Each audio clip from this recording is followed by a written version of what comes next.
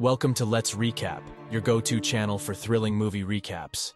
Join us as we embark on a whimsical journey through the captivating world of Gulliver's Travel, where fun, adventure, and larger-than-life experiences await. Don't forget to hit that subscribe button to stay updated with our exciting recaps. Lemuel Gulliver, a middle-aged man, wakes up in his cluttered New York apartment and carries out his morning routine. He chats with his superhero toys and dances in the shower, revealing his playful nature. Gulliver works in the mailroom of a New York newspaper company, where he befriends a new employee, Dan.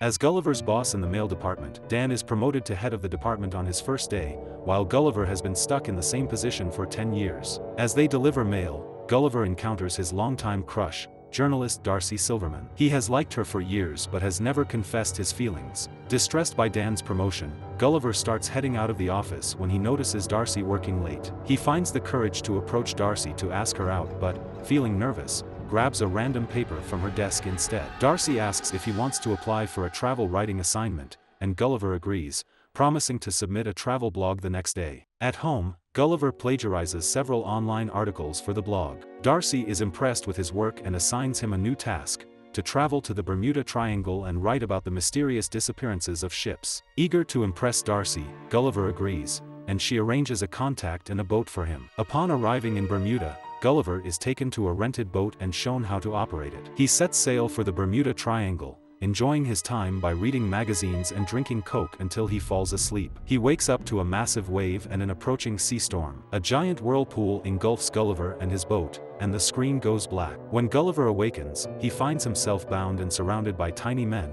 including their leader, Commander Edward Edwardian of Lilliput. Gulliver, now bound by small ropes and wood, panics and breaks free. Believing he is dreaming, he closes his eyes, but Edward orders his soldiers to subdue the beast. The soldiers hook Gulliver's pants and cause him to fall unconscious. Upon waking up, Gulliver finds himself bound to a cart and being transported to the kingdom of Lilliput. The tiny inhabitants emerge from their homes to catch a glimpse of the beast. Gulliver is taken to the royal palace and introduced to King Theodore of Lilliput. The king's daughter, Princess Mary, expresses concern for Gulliver and questions Edward about the need for restraints. Edward accuses Gulliver of being a spy from their rival kingdom, Blefuscia. Gulliver finally speaks, asking the king where he is. King Theodore's secretary, Jinx, informs him that he is in Lilliput, the world's greatest nation. Gulliver assumes it's a joke and asks for the hidden camera to be revealed. In the next scene, Gulliver is imprisoned in a cave, where he meets Horatio, a fellow prisoner sentenced to life by Edward for attempting to court Princess Mary. Edward approaches them and hears them referring to him as a lame ass. Angered, Edward threatens to imprison them for life,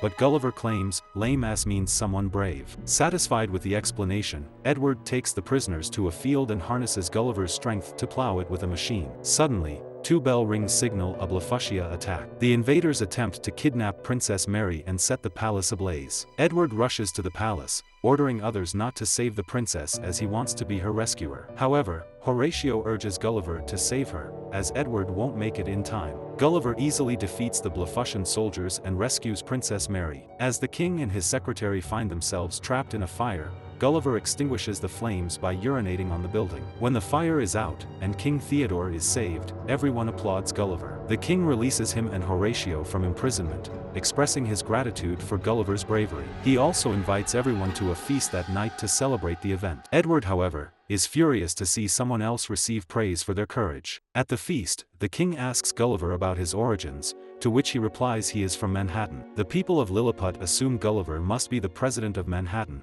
as he appears to be the bravest person from there. Feeling like a hero for the first time in his life, Gulliver fabricates a story, claiming he was known as President the Awesome. Everyone believes him, except for Edward. The next day, the Lilliputians construct a grand home for Gulliver, complete with amenities he never had in New York. At Gulliver's request, the king dispatches a search party to locate his washed-up boat. Gulliver also has them build a theater large enough to accommodate the entire kingdom. He then presents a drama depicting the sinking of the Titanic, claiming it as his own life story. The audience is captivated by the tale of Gulliver's tragic past. Edward questions how Gulliver survived drowning, to which Gulliver responds that he was resuscitated. Later, Horatio seeks Gulliver's assistance in impressing Princess Mary, and Gulliver agrees to help. The duo heads to the palace, where Horatio approaches Princess Mary. Gulliver, hidden nearby, recites the lyrics of the song, "Kiss," for Horatio to repeat. As the song ends, the princess begins to fall for Horatio. However, Edward, the kingdom's bravest man and her intended spouse, arrives to court her. Princess Mary dislikes Edward but can't seem to get rid of him. Elsewhere, a search party discovers Gulliver's washed-up boat with cans of Coke. Gulliver arrives at the scene and finds his phone still functional. He listens to 12 angry voicemails from Darcy, who is upset about Gulliver's plagiarized article. She now must follow Gulliver's path to research the Bermuda Triangle herself. Gulliver, dreading facing Darcy, decides to stay in Lilliput permanently. Edward, unhappy with Gulliver's decision, expresses his suspicions to the king. The king dismisses Edward's concerns, saying he trusts Gulliver. As a result, the king names Gulliver the new general and demotes Edward to vice-general. Jealous, Edward disables Lilliput's defense system, making it easier for their enemies, Blefuscia, to launch an attack. Upon seeing Gulliver's size, the Blefuscian soldiers and their king devise a plan to attack Lilliput. They approach Lilliput through the water and launch cannonballs towards the kingdom. As the general, Gulliver must protect Lilliput from the assault. He steps nervously into the water and splashes it around,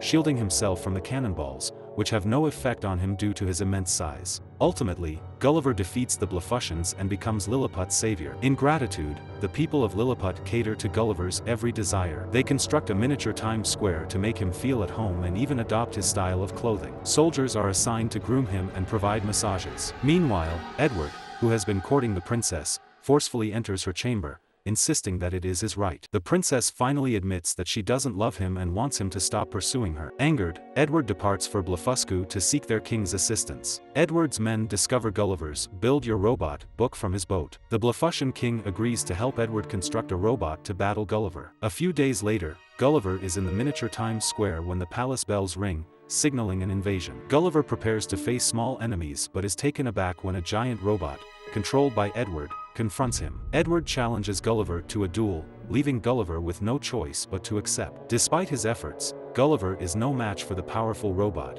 which picks him up by his pants and forces him to admit defeat. Gulliver also confesses that his claims about being the president were lies. The king and princess feel betrayed by his deception. As punishment, Edward banishes Gulliver to a forbidden place called the Island Where We Dare Not Go. Upon arrival, Gulliver is picked up by a giant little girl who lives on the island, home to giants. Believing Gulliver to be a toy, she keeps him in her Barbie house and dresses him in pink girly clothes. Back in Lilliput, Darcy's body washes ashore. Gulliver had previously told everyone that Darcy was his princess, so Edward recognizes her and orders her imprisonment. In prison, she meets King Theodore and his queen, who were captured after Gulliver's defeat. Witnessing this, Horatio decides to travel to the Forbidden Island to bring Gulliver back. Horatio, tiny on the island, manages to reach Gulliver safely. The little girl's dollhouse also contains the skeleton of a deceased U.S. Air Force pilot. Using the pilot's parachute, Gulliver and Horatio escape and fly back to Lilliput. Gulliver first visits Darcy in prison and confesses his feelings for her. She forgives him for plagiarizing the article and seems to warm up to him. Gulliver decides to duel Edward, not to prove his bravery but to genuinely help Lilliput. The next day, they face each other,